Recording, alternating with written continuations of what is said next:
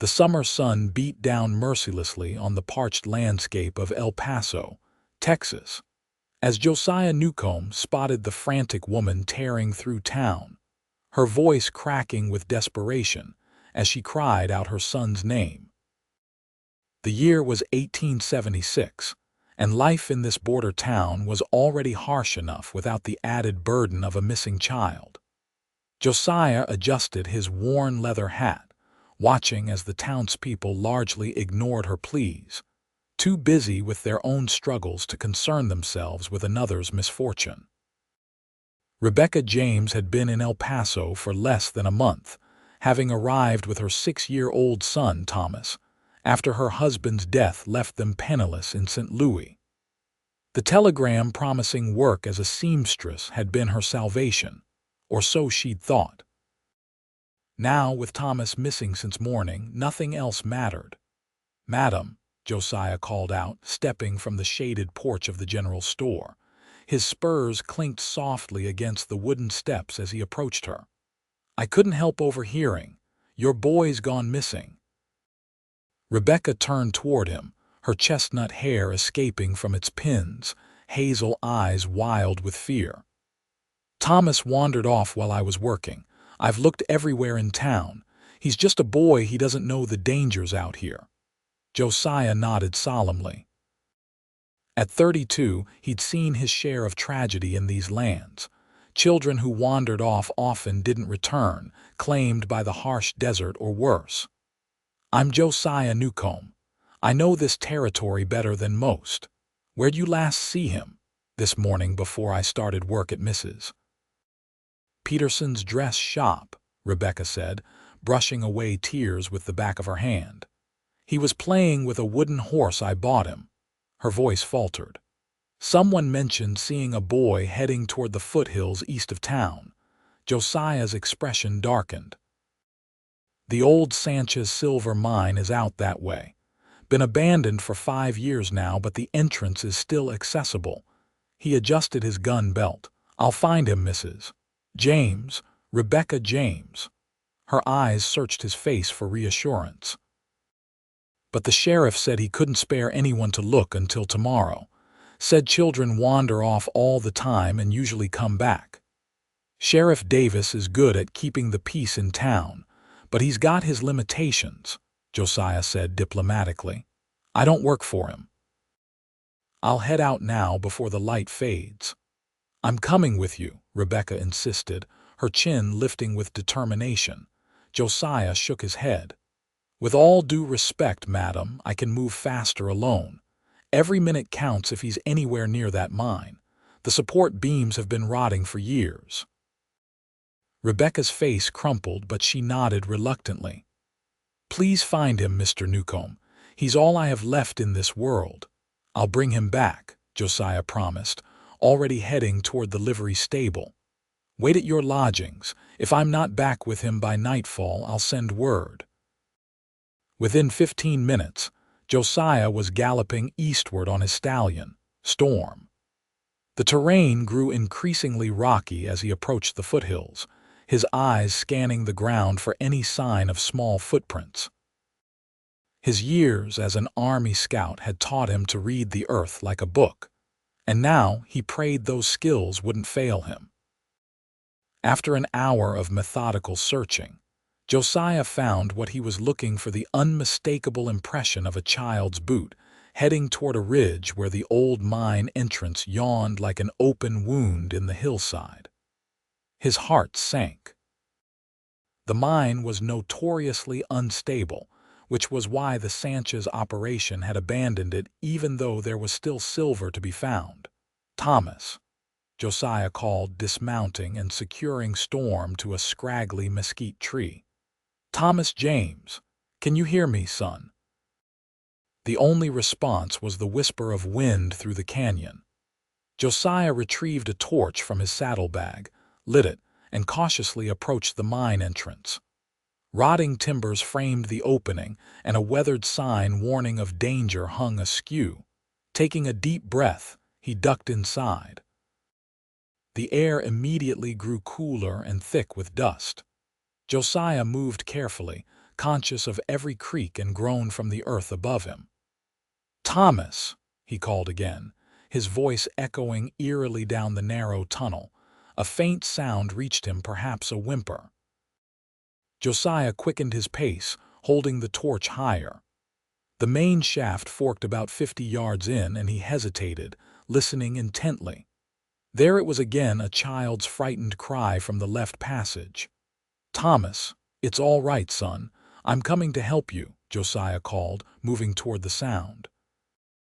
The passage narrowed and dipped downward. Josiah had to crouch to continue, the ceiling coming dangerously low in places. He was about 100 yards in when he saw him, a small figure huddled against the wall, knees drawn up to his chest, tears leaving clean tracks down his dust-covered face. "Thomas," Josiah said softly, lowering the torch so as not to frighten the boy further. The child looked up, blue eyes wide with fear and hope. "Are you an angel?" he asked in a trembling voice. Despite the gravity of the situation, Josiah couldn't help but smile. "No, son, I'm Josiah. Your mama sent me to find you." "I can't move," Thomas whispered. "My leg is stuck and it hurts." Josiah moved the torch closer and saw the problem. A small cave-in had trapped the boy's leg beneath a pile of rocks and timber. Not large boulders, thankfully, but enough to pin him down. "I'm going to get you out, Thomas. You're being real brave," Josiah said, setting his torch in a crevice where it would provide light. He began carefully removing debris from around the boy's leg, constantly vigilant for signs that the ceiling might give way. "I was following a lizard," Thomas explained between sniffles. "Then I couldn't find my way out and the ceiling fell down." "That was quite an adventure," Josiah said, keeping his tone light even as he worked with urgent precision. "But next time, maybe tell your mama where you're going first."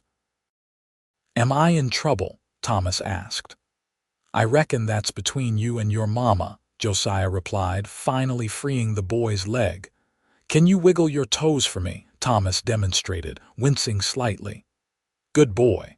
It's probably just bruised, but we're going to be careful anyway." Josiah crouched down. "I'm going to carry you out of here, but I need you to hold the torch. Can you do that?" Thomas nodded solemnly, accepting the responsibility with wide eyes. "Hold it up high so I can see where we're going," Josiah instructed, lifting the boy into his arms.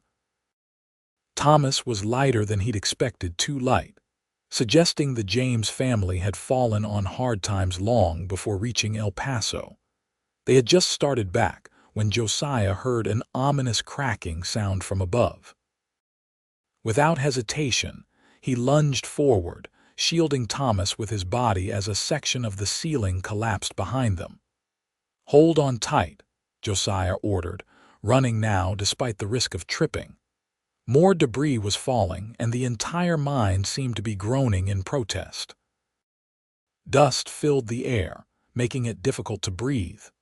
The fork in the tunnel appeared ahead, and Josiah veered right, following the main shaft toward daylight. Just as his lungs were burning for fresh air, they burst into the late afternoon sunlight. Josiah didn't stop until they were a safe distance from the entrance, which was now belching dust as more of the internal structure collapsed. Setting Thomas down gently on a flat rock, Josiah examined the boy's leg more thoroughly. It was swollen and bruised, but not broken. More concerning were the scratches on his arms and the dehydration evident in his cracked lips. "Let's get some water in you, partner," Josiah said, retrieving his canteen from Storm. "Small sips now, not too fast." Thomas obeyed, watching Josiah with a mixture of awe and caution that reminded the cowboy of a wild colt. When the boy had drunk enough, Josiah cleaned and bandaged the worst of the scratches with supplies from his saddlebag. "Your mama's worried sick about you," Josiah said, helping Thomas to his feet. "Think you can ride on my horse? We need to get you back to town before dark." Thomas nodded, his earlier fear replaced by the unmistakable excitement of a boy about to ride a real cowboy's horse.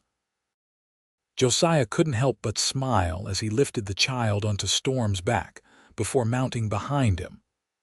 "Hold on to the saddle horn," Josiah instructed, keeping one arm securely around the boy as they began the journey back to El Paso. As they rode, Thomas's initial silence gave way to a stream of questions about Josiah's horse, his gun, and whether he'd ever shot any outlaws. Josiah answered patiently, relieved that the boy's spirit remained unbroken by his ordeal. The sun was setting by the time they reached the outskirts of El Paso. Word of the rescue must have spread because a small crowd had gathered near the sheriff's office, including a pale-faced Rebecca James who ran toward them the moment they appeared. "Thomas!" she cried, tears streaming down her face as Josiah carefully handed the boy down to her waiting arms. "Mama, I got stuck in a cave, but Mr. Josiah saved me. He's not an angel, but he's almost as good," Thomas announced with the unfiltered honesty of childhood. Rebecca clutched her son tightly, her eyes closed in wordless gratitude. When she finally looked up at Josiah, still mounted on Storm, the depth of emotion in her gaze made his heart skip a beat. "I don't know how to thank you, Mr. Newcomb," she said, her voice breaking. "If you hadn't—" "No need for thanks, Mrs. James," Josiah replied, suddenly uncomfortable with the attention from the gathering townspeople. "Anyone would have done the same." Sheriff Davis pushed through the crowd, his weathered face inscrutable. "Reckon I was wrong about waiting, Newcomb. Good work." It was as close to an apology as the prideful lawman would offer. Josiah merely nodded in acknowledgement, then tipped his hat to Rebecca. "You should get the boy home and have Doc Miller take a look at that leg." "Please," Rebecca said. "At least let me offer you supper tomorrow as thanks." "It's little enough for saving my son's life." Under normal circumstances, Josiah would have politely declined. He'd learned long ago to keep his distance from townspeople, especially widows with children. Such attachments only led to complications. But something in Rebecca's earnest expression, or perhaps the way Thomas was looking up at him like he'd lassoed the moon, made him hesitate. "That's mighty kind, Mrs. James. I suppose I could stop by," he heard himself saying, surprising even himself. "We're in the small house behind the dress shop." 6 o'clock. The relief and gratitude in her smile was almost too much for Josiah to bear. "6 it is," he agreed, then turned Storm toward the livery, eager to escape the curious stares of El Paso's residents. As he unsaddled his horse and brushed him down for the night, Josiah wondered what had possessed him to accept the invitation. Rebecca James was clearly a woman with enough troubles of her own without adding a weather-beaten cowboy to her worries. Yet there had been something in her eyes, a strength beneath the fear that had stirred something long dormant within him. Josiah shook his head at his own foolishness. Supper was just supper, he told himself. A simple thank you from a grateful mother, nothing more. But as he walked to his sparse room above the blacksmith shop, he found himself wondering what color Rebecca's hair would be in the morning light, freed from the constraints of her practical bun. The next day passed with excruciating slowness. Josiah kept himself busy helping the blacksmith, mending a broken fence at the livery, and replenishing his supplies at the general store. But no matter how he occupied his hands, his thoughts kept returning to the James family. At 5:30, he found himself standing before the cracked mirror in his room, combing his dark hair with unusual care and donning his least worn shirt. He even considered shaving before deciding it would make him look like he was trying too hard. The small house behind the dress shop was modest but meticulously maintained. Josiah could see Rebecca's touch in the neatly swept porch and the single pot of wildflowers brightening the windowsill. He removed his hat and knocked, suddenly as nervous as a schoolboy. Thomas opened the door, his face lighting up. "Mr. Josiah, you came. Mama said you might be too busy, but I told her you promised." "I did promise," Josiah agreed solemnly, "and a man always keeps his word." Rebecca appeared behind her son, wiping her hands on an apron. Her hair was indeed looser today, pulled back but with soft tendrils framing her face. She wore a simple blue dress that brought out flecks of the same color in her hazel eyes. "Mr. Newcomb, please come in," she said, a warm smile transforming her tired face. The interior of the house was as modest as its exterior, a main room serving as both kitchen and living area, with what Josiah presumed were two small bedrooms visible through a narrow hallway. Despite its simplicity, the space felt like a home, with a few cherished possessions arranged with care. "Something smells mighty fine," Josiah said, still clutching his hat awkwardly. "Just a simple stew," Rebecca replied. "And I managed to bake bread this morning. Please sit down." The table was set for three, with mismatched but clean dishes. Thomas immediately claimed the chair next to Josiah, eager to continue their conversation from the day before. Throughout the meal, the boy peppered Josiah with questions about his life as a cowboy, his experiences in the army, and whether he knew how to track Indians. "Thomas, let Mr. Newcomb eat in peace," Rebecca gently admonished after a particularly rapid-fire series of questions. "It's all right," Josiah assured her. "Been a while since I had such interested company." Rebecca studied him over her water glass. "You mentioned the army yesterday. Were you stationed here in Texas?" Josiah nodded. "Started as a cavalryman, ended as a scout. Served mostly in the New Mexico and Arizona territories, but I know Texas well enough." "And now?" she asked. "Now I do odd jobs, help out at ranches when they need an extra hand. I was on my way to a job in Tucson when I decided to rest in El Paso for a spell." Josiah shifted in his chair, unused to talking about himself. "What about you, Mrs. James? What brought you to El Paso?" A shadow crossed Rebecca's face. "My husband, Daniel, passed away 6 months ago. Influenza. He was a bookkeeper in St. Louis, but without him." She glanced at Thomas, clearly measuring her words. "We couldn't stay. I saw an advertisement for a seamstress position here, and the train fare was all I could afford." "Mama makes the prettiest dresses in the whole town," Thomas declared proudly. "Even Mrs. Peterson says so, and she's the boss." Rebecca smiled at her son's loyalty. "Mrs. Peterson is very kind to have taken us in. The work is steady, and in time, I hope to save enough to open my own shop." "That's a fine ambition," Josiah said, genuinely impressed by her determination. After the meal, Thomas insisted on showing Josiah his small collection of treasures: a polished stone, a feather, and the wooden horse that had been mentioned the day before. Rebecca watched from the kitchen as she cleared the table, her expression softening at the gentle way Josiah interacted with her son. "I should be going," Josiah said eventually, aware that he'd already stayed longer than propriety might dictate for a first visit. "Thank you for the meal, Mrs. James. It was the best I've had in a long while." "Rebecca, please," she corrected him. "And it was the least I could do. If there's ever anything I can do to repay you further." "There's no debt between us," Josiah assured her. "I'm just glad the boy's safe." "Can Mr. Josiah come back tomorrow?" Thomas asked, tugging at his mother's skirt. Rebecca looked embarrassed. "Thomas, Mr. Newcomb has his own life and responsibilities. We can't impose."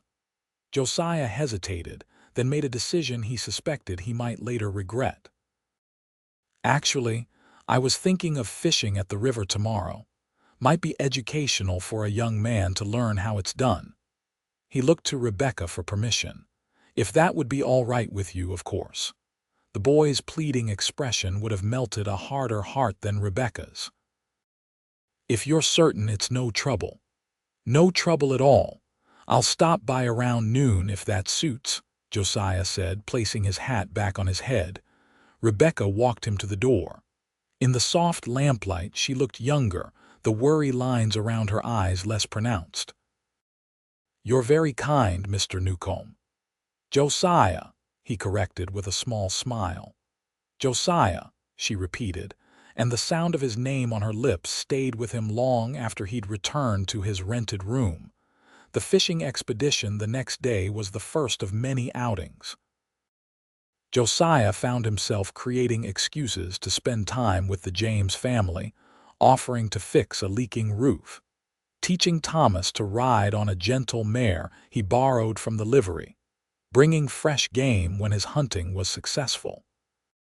Each visit deepened his attachment, not just to the boy who clearly idolized him, but to Rebecca, whose quiet strength and gentle humor increasingly captivated him. 3 weeks after the mine rescue, Josiah was helping Rebecca hang laundry in the small yard behind their house. Thomas was at school, a development Josiah had encouraged, convincing Rebecca that education would give her son opportunities they both wanted for him. "You never did go on to that job in Tucson," Rebecca observed as she pinned a shirt to the line. "I hope we haven't kept you from your plans." Josiah shrugged, handing her another damp garment. "Wasn't much of a plan, just another ranch, another paycheck. Still, a man needs work." Rebecca's practical nature was one of the things he admired about her. "I've found plenty here," Josiah said. "Sheriff's been hiring me to help with patrols since his deputy broke his leg. Pays well enough." Rebecca nodded, but he could see the question in her eyes: how long would he stay? It was a question he'd been asking himself more frequently as the days passed. The job in Tucson was long forgotten, but his wandering lifestyle remained an unavoidable fact. "Rebecca," he began, then paused, unsure how to continue. They'd established a friendship, certainly, perhaps even a tentative courtship, though neither had acknowledged it as such. But Josiah knew his limitations. He had little to offer a woman like her: no home, no steady income, a past shadowed by violence. "Yes," she prompted when he didn't continue. "I was wondering if you and Thomas might like to join me for a picnic on Sunday after church. There's a nice spot by the river, not too far from town." It wasn't what he'd intended to say, but the relief in her smile told him it was the right choice nonetheless. "We'd like that very much." Sunday arrived with clear skies and a gentle breeze, perfect weather for their outing. Josiah attended church with them, an experience that felt both foreign and strangely comforting. The hymns awakened distant memories of his mother, dead now 15 years, singing as she worked. Afterward, they rode in a borrowed wagon to the spot Josiah had selected, a grassy clearing shaded by cottonwood trees, with the river providing a soothing backdrop. Thomas immediately ran to explore, leaving the adults to spread a blanket and unpack the food Rebecca had prepared.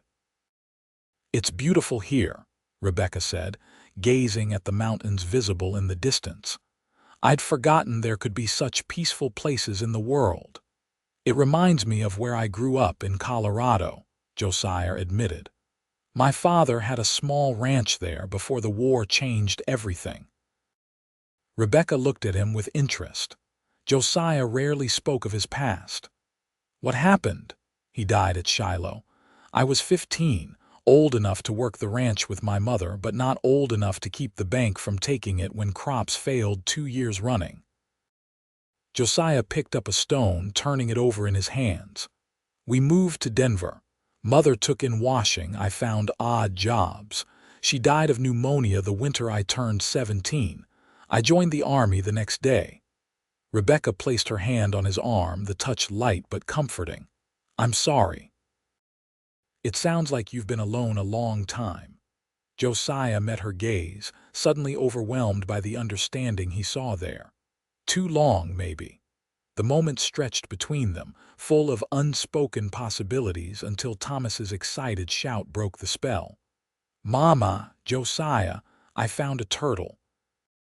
The afternoon passed pleasantly, with swimming lessons for Thomas, a shared meal, and conversations that ranged from Rebecca's childhood in Pennsylvania to Josiah's adventures in the territories.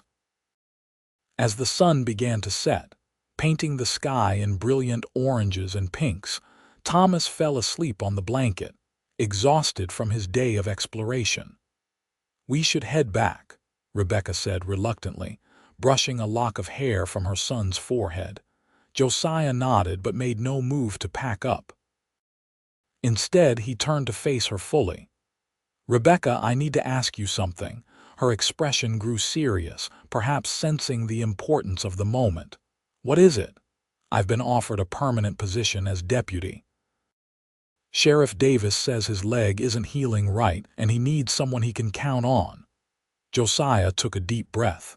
"If I accept, I'll be staying in El Paso permanently." "And do you want to stay?" Rebecca asked carefully. "I didn't think I would ever again. Staying in one place hasn't been my way for a long time." Josiah's voice dropped lower. "But now I'm finding reasons that make me want to put down roots." Rebecca's cheeks flushed, but she held his gaze. "What reasons?" "You know what reasons," Josiah said softly. "You and Thomas. The way I feel when I'm with you both, like I've found something I didn't know I was looking for." "Josiah," Rebecca began, but he gently placed a finger over her lips. "Let me finish, please. I know it hasn't been long since we met. I know you're still grieving your husband and you have Thomas to think about. I'm not asking for any promises right now." He took her hand in his. "I'm just asking if you might, in time, be open to the idea of us becoming more than friends." Rebecca was silent for a long moment, her eyes shining with unshed tears. "When Daniel died, I thought that part of my life was over. I had Thomas, and that would be enough. I didn't expect to feel this way again." "And how do you feel?" Josiah asked, his heart pounding. "Like I've found something precious too," Rebecca whispered. "Something I'm afraid to hope for but can't bear to lose." Josiah raised her hand to his lips, pressing a gentle kiss to her knuckles. "Then I'll take the job, and we'll give ourselves time to see where this leads." The ride back to town was quiet, with Thomas still sleeping in his mother's lap. But something had shifted between them, a possibility had been acknowledged, a future tentatively envisioned. Over the following weeks, Josiah settled into his new role as deputy. The position came with a small house on the edge of town, which he set about repairing and furnishing with an enthusiasm that amused the townspeople who had known him only as a drifter. Rebecca and Thomas were frequent visitors, with Thomas helping Josiah with repairs, while Rebecca added feminine touches that transformed the bachelor quarters into a home. Their courtship progressed slowly but steadily. Josiah was careful not to rush Rebecca, mindful of her recent widowhood and the watchful eyes of the town. They attended church together on Sundays, shared meals several times a week, and gradually, their friendship deepened into love, a love built on mutual respect, shared laughter, and the quiet moments that revealed their true characters to each other. 4 months after the rescue at the mine, Josiah took Rebecca for a walk along the river where they'd had their picnic. The cottonwoods were beginning to lose their leaves, a reminder that even in this southern climate, winter was approaching. "I have something to ask you," Josiah said, stopping beneath a particularly magnificent tree. "Something I've been wanting to ask for some time now." Rebecca's eyes widened as he reached into his pocket and withdrew a small box. "Josiah." He opened it to reveal a simple gold band set with a single modest diamond. "I know it's not fancy, it's perfect," Rebecca interrupted, her voice thick with emotion. Josiah dropped to one knee, taking her hand in his. "Rebecca James, You and Thomas have brought joy and purpose back into my life. I love you both more than I ever thought possible. Would you do me the honor of becoming my wife, allowing me to be a father to your son and building a life together here in El Paso?" Tears spilled freely down Rebecca's cheeks as she nodded. "Yes, Josiah. Yes to all of it." He slipped the ring onto her finger, then stood to pull her into a tender embrace. Their first kiss was gentle, but filled with promise, the promise of a future neither had dared to imagine just a few months before. "Thomas will be overjoyed," Rebecca said when they finally parted. "He already thinks of you as his father, you know." Josiah's throat tightened with emotion. "I'd like to speak with him properly. Ask his permission man to man." Rebecca laughed, the sound like music to Josiah's ears. "He's 6 years old enough to have a say in who his mother marries," Josiah insisted. "Besides, I want him to know I'm not just marrying you, I'm committing to both of you." That evening, after supper at Rebecca's house, Josiah asked Thomas to join him on the porch. The boy looked curious but not concerned as they settled on the steps, watching the stars appear in the darkening sky. "Thomas, I have something important to discuss with you," Josiah began. "You know that I care deeply for your mother." The boy nodded. "You love her. I can tell by the way you look at her. It's the same way my papa used to look at her." Josiah was momentarily taken aback by the child's perceptiveness. "You're right, I do love her, and I love you too, partner. That's why I've asked your mother to marry me." Thomas's eyes grew wide. "Did she say yes?" "She did," Josiah confirmed. "But before we make it official, I wanted to make sure you approve. You're the man of the house, after all." Thomas considered this with adorable seriousness. "If you marry Mama, would you be my new papa?" "I would if you'd like that. I could never replace your father, and I wouldn't try to. But I'd be honored to be your papa from now on, to teach you and protect you and love you as my own son." Thomas was quiet for a long moment, his young face thoughtful in the porch lamplight. Then he nodded decisively. "I think my first papa would say it's okay. He always told Mama he wanted us to be happy if something happened to him." Josiah swallowed hard, deeply touched by the boy's maturity. "That's very wise of you, Thomas. Your first papa sounds like he was a good man." "He was," Thomas agreed. "But I think you're a good man too, Josiah. And you make Mama smile again." "Then do I have your blessing?" Josiah asked solemnly. Thomas stood up and extended his small hand with grave formality. "Yes, sir, you have my blessing." Josiah shook the offered hand, then pulled the boy into a tight hug. "Thank you, son. I promise I'll always do my best by both of you." When they returned inside, Rebecca took one look at their faces and knew the conversation had gone well.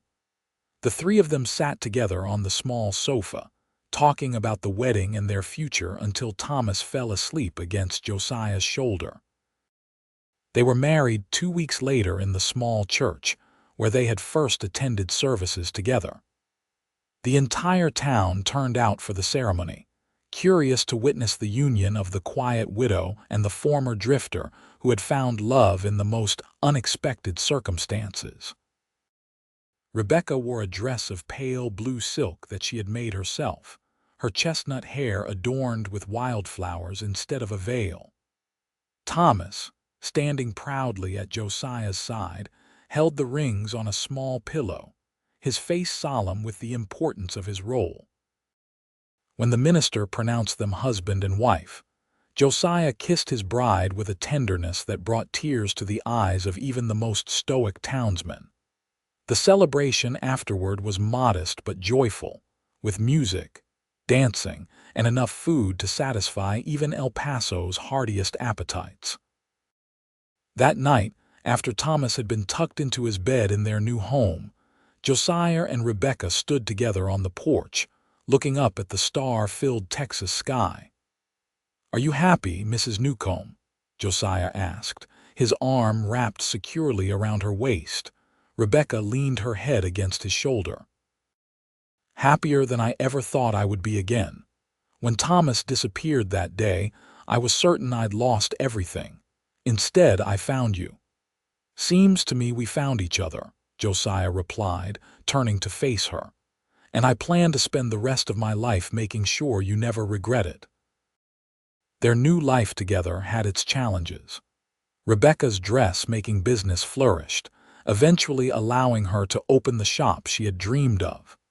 Josiah's position as deputy involved occasional danger, especially when outlaws passed through the territory. But through it all, they faced each day with the strength that comes from knowing you are truly loved.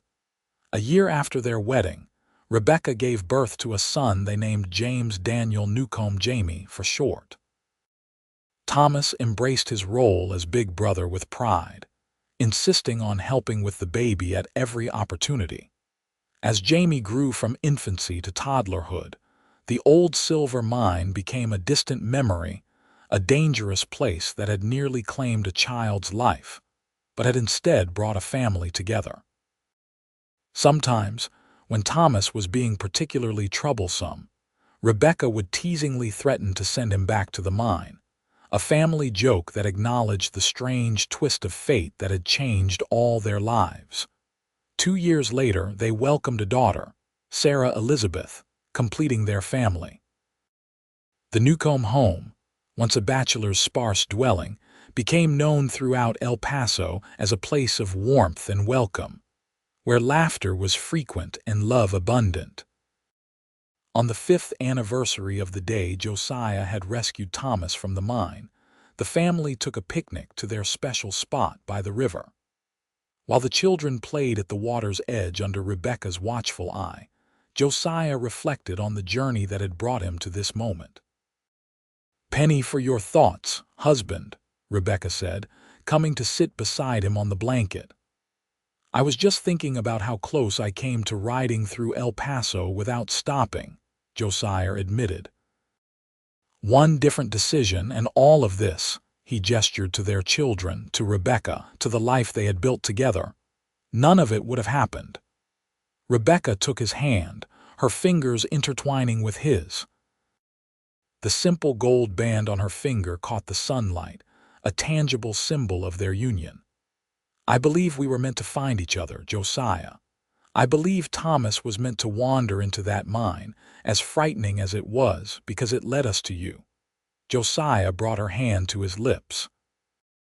"Then I'm grateful for old silver mines and curious boys. And brave cowboys," Rebecca added with a smile. "Don't forget the brave cowboys." "Never," Josiah promised, drawing her closer for a kiss that held all the passion and tenderness of their first, yet was deepened by the years of shared joys and sorrows that had followed. Later that evening, after the children were asleep, Josiah and Rebecca sat on their porch swing, watching the moon rise over the distant mountains. Sheriff Davis, now retired but still a regular visitor to their home, had told them earlier that day that the old Sanchez mine had finally been sealed shut by the railroad company that had purchased the land. "It feels like the closing of a chapter," Rebecca mused. "The mine that brought us together no longer exists." "The mine was just a place," Josiah said, his arm draped comfortably around her shoulders. "What matters is what happened there and what happened after." Rebecca nodded, leaning into his embrace. "Do you ever miss it?" "The wandering, the freedom of answering to no one." Josiah considered the question seriously, as he always did when Rebecca sought his honest thoughts.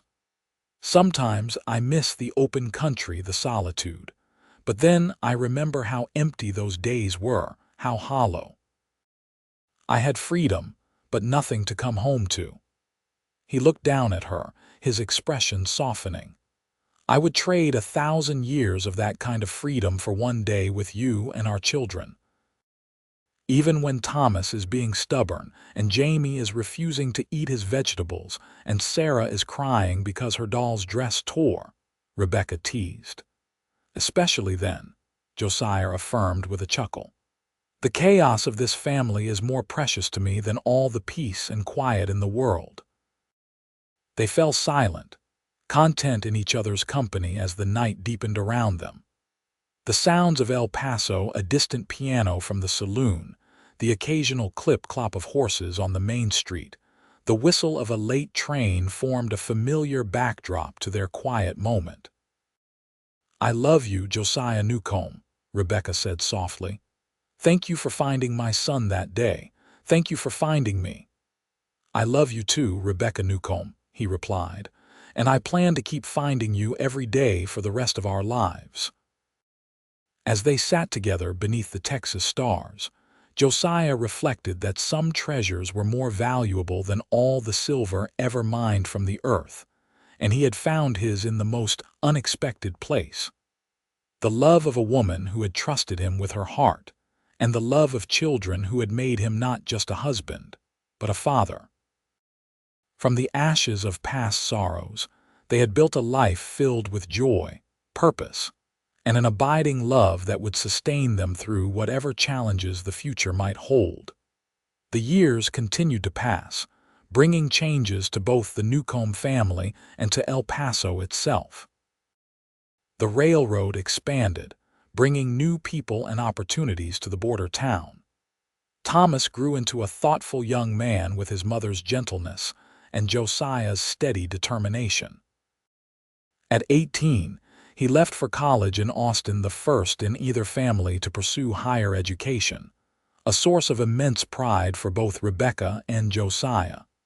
Jamie, now 12, showed an aptitude for horsemanship that surpassed even his father's considerable skills.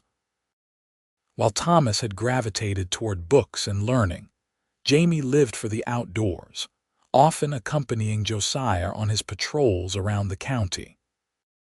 Sarah, at 10, was her mother's shadow, already displaying a talent for needlework and design that suggested she might one day take over Rebecca's increasingly successful dress shop. Josiah, now firmly established as El Paso's sheriff following Davis's passing, found himself respected not just as a lawman but as a community leader. The drifter who had once avoided attachments now sat on the town council, helped organize the annual Harvest Festival, and coached a baseball team comprised of local boys.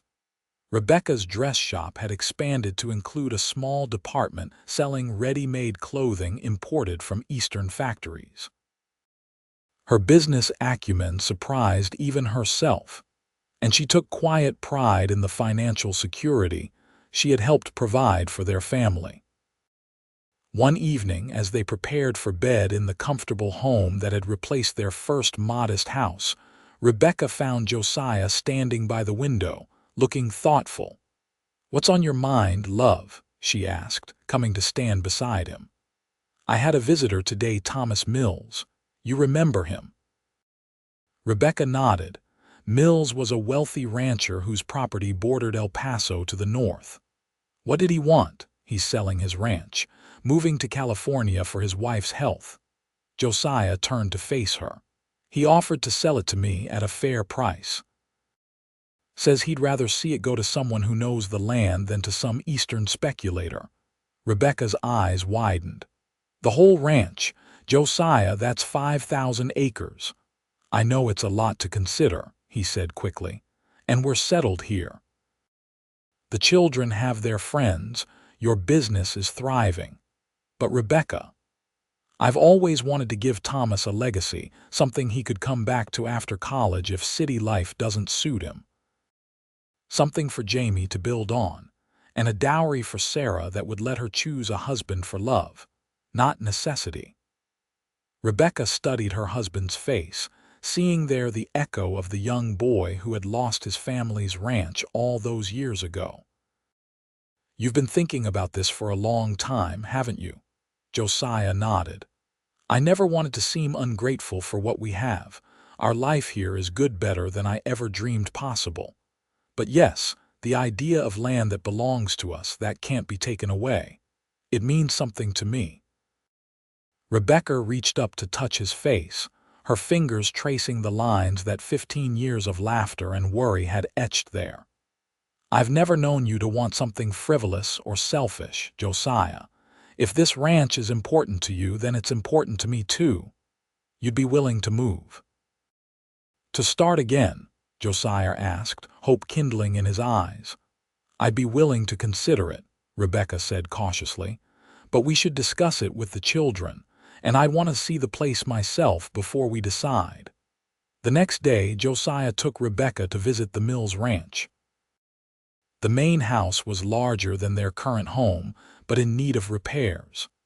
The land was good, a mix of pasture and woodland with a creek running through it, enough water to sustain both cattle and crops. As they rode the property on horseback, Rebecca could see Josiah's excitement growing. His knowledge of the land, his vision for its potential, reminded her of the passionate man she had fallen in love with all those years ago. "What do you think?" he asked as they paused on a ridge overlooking a valley where a herd of cattle grazed. "Could you see us making a life here?" Rebecca looked out at the expansive landscape, then back at her husband. The years had been kind to Josiah. At 47, his dark hair was now streaked with silver, but his eyes still held the same intensity, the same capacity for wonder that had first drawn her to him. "I can see us anywhere as long as we're together," she answered honestly. "But yes, I can see us here. I can see Jamie running the herd, Thomas bringing his books home for the summer, Sarah designing dresses in that big front room with all the light." Josiah's face broke into a grin that made him look 20 years younger. "And you? What do you see for yourself?" Rebecca laughed. "I see myself keeping you all fed and clothed as usual, perhaps teaching some of the ranch hands wives to sew. Maybe even opening a small shop in the nearest town eventually." "So it's a yes," Josiah pressed, taking her hands in his. "It's a yes," Rebecca confirmed, "but only if the children agree. This affects their futures too." To their surprise, the children embraced the idea with enthusiasm. Jamie was ecstatic at the prospect of having horses and cattle of his own to care for. Sarah was enchanted by the spacious house and immediately began planning how to decorate it. Even Thomas, home for a brief visit, gave his blessing, pointing out that the ranch was actually closer to Austin than their current home. Within 2 months, the sale was complete.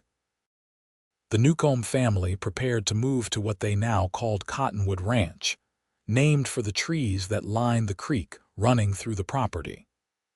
The town of El Paso organized a farewell celebration that left both Josiah and Rebecca deeply touched by the community's affection. The transition wasn't without challenges. The ranch house needed significant repairs, which Josiah and Jamie tackled together while Rebecca and Sarah made it habitable room by room. The first winter was harsh, testing their resilience and adaptability. But by spring, the homestead was taking shape into a place that reflected their combined vision. Thomas visited during his school breaks, bringing books for the library Josiah was building and stories of university life that captivated his younger siblings. Though he enjoyed his studies, it was clear that the ranch held a special place in his heart as well. On the night of their 20th wedding anniversary, Josiah and Rebecca stood on the porch of their ranch house, watching the sunset paint the sky in brilliant hues of orange and purple. The cottonwoods along the creek rustled in the evening breeze, a sound that had become as familiar to them as the voices of their children. "Any regrets?" Josiah asked, wrapping an arm around his wife's waist. Rebecca leaned into him, her head fitting perfectly against his shoulder as it had for 2 decades. "Not one. You." "Only that I didn't find you sooner," Josiah replied, pressing a kiss to her temple. "Think about all the time we lost." "I prefer to think about all the time we've had," Rebecca countered, "and all the time still to come." Inside the house, They could hear Sarah playing the piano that had been Josiah's anniversary gift to her last year. Jamie was likely in the barn, checking on a mare due to foal any day. Their life had expanded and changed in ways neither could have imagined that day in El Paso when a desperate mother had searched for her missing son. "You remember what you said to me that day by the river when you asked me to marry you?" Rebecca asked suddenly. Josiah smiled. "I believe I said something about loving you more than I thought possible. And has it held true? After all these years, all the challenges, all the ordinary days?" There was no insecurity in her question, only a gentle curiosity. Josiah turned to face her fully, taking both her hands in his. In the fading light, Rebecca's face still held the beauty that had first captured his heart, enhanced now by the character and wisdom that the years had added. "Rebecca Newcomb, I love you more today than I did yesterday, and less than I will tomorrow," he said with the simple honesty that had always been his way. "The day I found Thomas in that mine wasn't just the day I saved him, it was the day you both saved me. From loneliness, from purposelessness, from a life without love." Rebecca's eyes shone with unshed tears as she leaned forward to kiss him, a kiss as sweet and true as their first had been. "When they parted," she whispered, "and to think it all started because of a curious little boy in a crumbling old mine." "God works in mysterious ways," Josiah said with a smile, "and I, for one, am mighty grateful for his methods." As darkness fell over Cottonwood Ranch, the stars emerged one by one, bearing witness to a love story still unfolding, a story that had begun with danger and fear, but had blossomed into a legacy of love, commitment, and family that would endure long after the old silver mine was forgotten.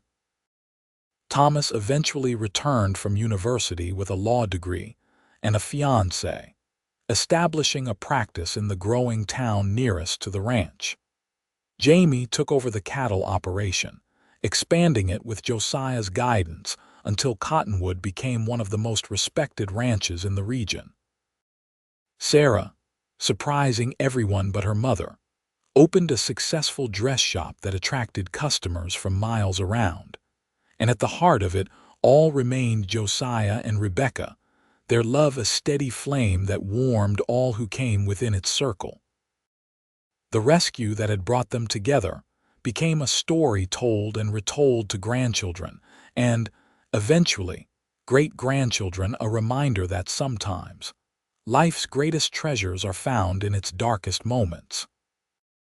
For as long as they lived, Josiah and Rebecca never forgot the miracle of their meeting, how a mother's fear, a child's adventure, and a cowboy's courage had forged a bond that neither time nor hardship could break. It was, they often agreed, the most precious silver ever mined from the hills of El Paso.